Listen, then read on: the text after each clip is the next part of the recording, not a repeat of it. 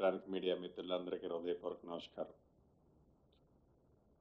రేపు 75వ గణతంత్ర దినోత్సవ సందర్భంగా గౌరవ ముఖ్యమంత్రి గారు, ఉప ముఖ్యమంత్రి గారు మేమంతా గతంలోనే చెప్పిన విధంగా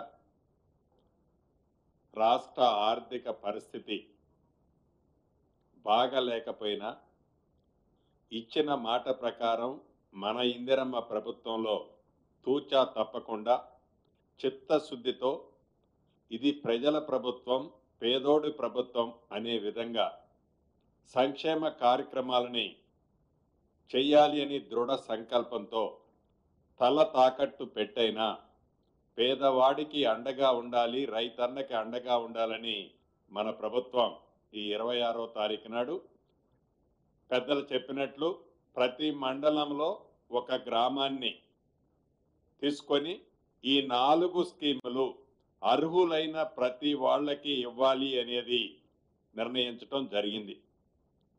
ప్రధానంగా అందరికీ 26వ తారీఖు రేపే ఇవ్వాలని అనుకున్నాం. కానీ గ్రామ సభల్లో ఈ ప్రభుత్వం ప్రజల ముందే ప్రతి అంశాన్ని మొదటి నుంచి అన్ని కార్యక్రమాలని ప్రజలలో చర్చించిన తర్వాతే చేసే అలవాటు ఉన్న మన ఇందిరమ్మ ప్రభుత్వంలో ప్రజల మధ్యకు గ్రామ సభలు పెట్టి ప్రతి అంశాన్ని చర్చించి నిన్న వచ్చిన గ్రామ సభలో వచ్చిన అప్లికేషన్లు కానీ ఈరోజు వచ్చే అప్లికేషన్లు కానీ వీటన్నిటినీ ఇందాక పెద్దలు బట్టి గారు చెప్పినట్లు క్రోడీకరించుకొని అర్హులైన ప్రతి వాళ్ళకి రేపు మోడల్గా ప్రతి మండలంలో ఒక గ్రామంలో ఈ 4 స్కీములు ఇస్తున్నాం. అంటే గ్రామ సభలు జరిగినప్పుడు ఏవైతే కావాలని కొంతమంది, కావాలని కొన్ని రాజకీయ పార్టీలు ఉద్దేశపూర్వకంగా మనసులో దురుద్దేశాన్ని పెట్టుకొని ఈ ప్రభుత్వాన్ని ఏదో రకంగా బదనాము చేయాలనే తాపత్రయంతో అనేక కుట్రాలు పన్నిన ప్రజల మనసులో ఏదైతే ఉందో, ప్రజలు ఏది కోరుకుంటున్నారో అది చేయాలనే చిత్తశుద్ధితో ఈ ప్రభుత్వం చివరి అప్లికేషన్ వరకు అర్హులుంటే ఇచ్చే విధంగా లాంఛనంగా రేపు ప్రారంభించగలుగుతున్నాం. మిగతావి మొత్తము రేపే చేయాలనుకున్నాం. ఈ కొత్త అప్లికేషన్లన్నీ క్రోడీకరించడానికి టైం పడుతున్న కారణంగా ఫిబ్రవరి మొదటి వారంలో ఈ షెడ్యూల్ మొత్తం తప్పకుండా రాష్ట్ర ప్రజలందరికీ ఎప్పుడు ఎక్కడ ఎలా చేయబోతున్నామో అనౌన్స్ కూడా ఫిబ్రవరి మొదటి వారంలో తెలపడం జరుగుద్ది. అర్హులైన పేదవాళ్ళు ఎవరు కూడా అభద్రతకు లోనవ్వాల్సిన అవసరం లేదు.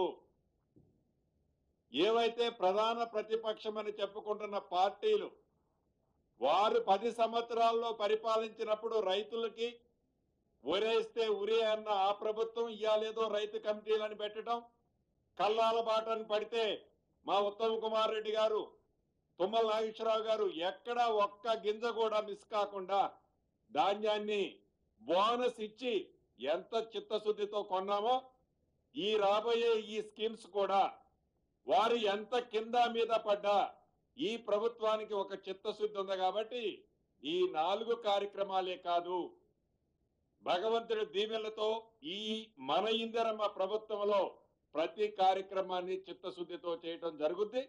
ముఖ్యంగా నా శాఖకు సంబంధించిన ఇందిరమ్మ ఇళ్ళు, ఈ ఇందిరమ్మ ఇళ్ళ కార్యక్రమంలో ఎన్ని అవాంతరాలు ఎదురైనా ఎక్కడ పైరవీలకి అవినీతికి స్థానం లేకుండా పూరెస్ట్ ఆఫ్ ది పూర్ అంటే పేదవాళ్ళలో బహుపేదవాళ్ళనే ఐడెంటిఫై చేసి రేపు మోడల్గా ప్రతి మండలానికి సుమారు రాష్ట్రంలో 606 మండలాలు ఉన్నాయి. హైదరాబాద్ పరిధిలోని మిగతా 16 మండలాలు తీసేస్తే ఈ 606 మండలాల్లో ప్రతి గ్రామంలో అర్హులైన ప్రతి ఒక్కళ్ళకి ఈ 4 స్కీములు ఇచ్చే దాంట్లో భాగంగా ఇందిరమ్మ ఇళ్ల కార్యక్రమాన్ని కూడా ఇవ్వబోతున్నాం. ఇది నిరంతరము జరిగే ప్రక్రియ. ఏదో ఒక్కసారి ఇచ్చి గత ప్రభుత్వంలో లాగా అక్కడ ఒకటి ఇచ్చేసి తూచనే ప్రభుత్వం కాదు. ఇది మాట ఇస్తే తప్పే ప్రభుత్వం కాదు. ఆర్థికంగా ఎన్ని ఇబ్బందులున్నా రాత్రి పగళ్ళు మన ఫైనాన్స్ మంత్రి వర్యులు పరిపరి విధాలు ఆలోచించి చెప్పిన ప్రతి మాటని పేదోడికి అందించాలనే తాపత్రయంతో ఈ ప్రభుత్వం పనిచేస్తుందనేది ఒక్కసారి ప్రతిపక్షాలు మంచిని ఒప్పుకోలేకపోతే మంచిది, కానీ మంచిదాన్ని చెడుగా చిత్రీకరించి వాళ్ళు మరింత పలసన కావద్దని కూడా ఈ వేదిక మీద నుంచి వారికి సూచిస్తున్నాను. ఇందిరమ్మ ఇళ్ల విషయంలో కూడా నిన్న అప్లికేషన్ ఇచ్చిన వాళ్ళు ఈ పొద్దు అప్లికేషన్ ఇచ్చే వాళ్ళు కూడా అర్హులై ఉంటే రేపొచ్చే లిస్ట్ లో తప్పకుండా వారి పేరు చేర్చబడుతుంది, ఇవ్వబడుతుంది. అర్హులు కాకపోతే ఏ కారణం చేతైనా పొరపాట్లో అర్హులు కాని వాళ్ళకి ఇందిరమ్మ ఇల్లు ఇస్తే అర్హులు కాదని తేలితే అట్టి దాన్ని క్యాన్సిల్ చేసే దాంట్లో కూడా ఈ ప్రభుత్వం వెనకడుగు వేయదు. రాష్ట్ర వ్యాప్తంగా ఉన్న మీడియా మిత్రులను కూడా రిక్వెస్ట్ చేస్తున్నాం, అర్హులు కాని వాళ్ళుంటే ఈ ప్రభుత్వం దృష్టికి మీరు తీసుకురావాల్సిన అవసరం ఉంది. ఎందుకంటే మీరు కూడా ఈ ప్రభుత్వంలో భాగస్వాములు. దయచేసి అర్హులు కాని వాళ్ళు ఎవరైనా కూడా తీసుకోవద్దు, అర్హులైన వాళ్ళు ఎవరు కూడా మిస్ కావద్దు. ఈ ప్రభుత్వం యొక్క చిత్తశుద్ధి అది.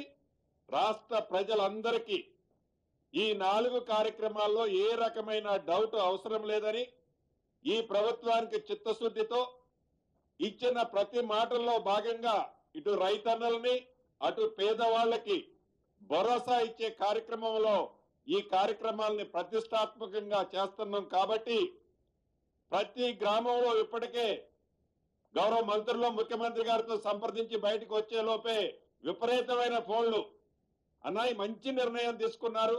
గబగబా వాళ్ళు ఏదైతే ప్రతిపక్షం వాళ్ళు ఇంక ఈటం లేదు మీరు మాటలే చెప్తున్నారు అనుకుంటూ వస్తున్నారు.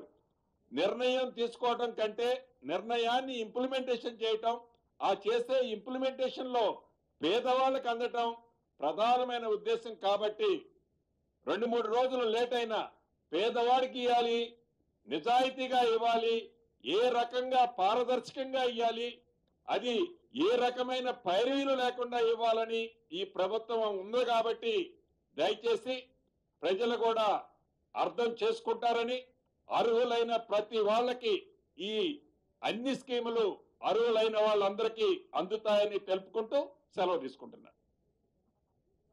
ప్రపంచంలో ఏ మూల ఏ క్షణం ఏం జరుగుతుందో వేగంగా తెలుసుకోవడానికి తొలి వెలుగు వాట్సాప్ ఛానల్ని ఫాలో చేయండి.